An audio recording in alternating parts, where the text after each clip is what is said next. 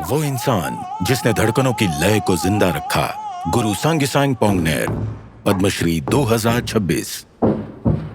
एक समय था जब दुनिया एक अलग ही लय पर चलती थी, जो तालियों के लिए नहीं निभाई जाती थी बल्कि पहचान बनकर जी जाती थी। पीढ़ियों तक नगाड़ों की गूंज नागा लोगों की पहाड़ियों और दिलों में सुनाई देती रही, लेकिन क्या होता अगर वो धीरे धीरे खो जाती। मार्च 1945 को एक छोटे से आओ नागा गांव में जन्मा एक बालक सिर्फ संस्कृति को देख नहीं रहा था बल्कि उसे विरासत में अपना रहा था। समय के साथ सभाएं कम होती गईं, गीत भुलाए जाने लगे और नृत्य खोने लगे। समृद्ध आओ नागा विरासत धीरे धीरे मिटती जा रही थी। तभी गुरु सांग्यसांग पोंगनेर ने अपने जीवन को इसके पुनर्जीवन के लिए समर्पित करने का संकल्प लिया। बचपन से ही मुझे अपने लोगों के गीतों और नृत्यों से गहरा लगाव रहा है। मैंने ये सब अपने पिता, दादा और गांव के बुजुर्गों से सीखा।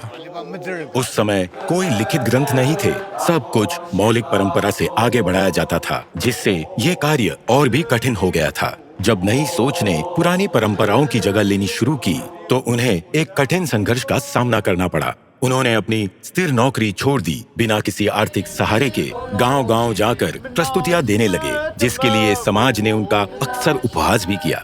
लेकिन आओ नागा आत्मा की तरह उन्होंने हार नहीं मानी। ये कभी पैसों के लिए नहीं था, उनका उद्देश्य था आओ नागा संस्कृति को अगली पीढ़ी तक पहुंचाना, चाहे इसकी कोई भी कीमत क्यों न चुकानी पड़े। इस पूरे सफर में उनकी पत्नी अड़िग होकर उनके साथ खड़ी रही, परिवार की जिम्मेदारी उठाते हुए और आर्थिक सहयोग देते हुए, जबकि वे अकेले यात्रा करते रहे। उनका परिवार और गांव वाले ही उनकी सबसे बड़ी ताकत बने रहे। 6 दशकों की तपस्या ने अद्भुत फल दिए हैं। कला दीक्षा और नागा वादिर वेलफेयर कल्चर क्लब जैसे कार्यक्रमों में गुरु सांग्यसांग पोंगनेर ने हजारों लोगों को मार्गदर्शन और प्रशिक्षण दिया है। आज वे आओ नागा लोक परंपरा के सबसे वरिष्ठ गुरु हैं। उनकी मौलिक लोक रचनाएं स्थानीय, राष्ट्रीय और अंतर्राष्ट्रीय मंचों पर प्रस्तुत की जाती हैं, लेकिन आज भी 81 वर्ष की आयु में उनका काम पूरा नहीं हुआ है। मेरा दरवाजा हमेशा उस युवा के लिए खुला है जो सीखने की इच्छा रखता है। उनका विनम्र घर उन सभी के लिए छोटा पड़ जाता है जो सीखने आते हैं। इसलिए वे एक एकेडमी बनाने का सपना देखते हैं, जहां आओ नागा संस्कृति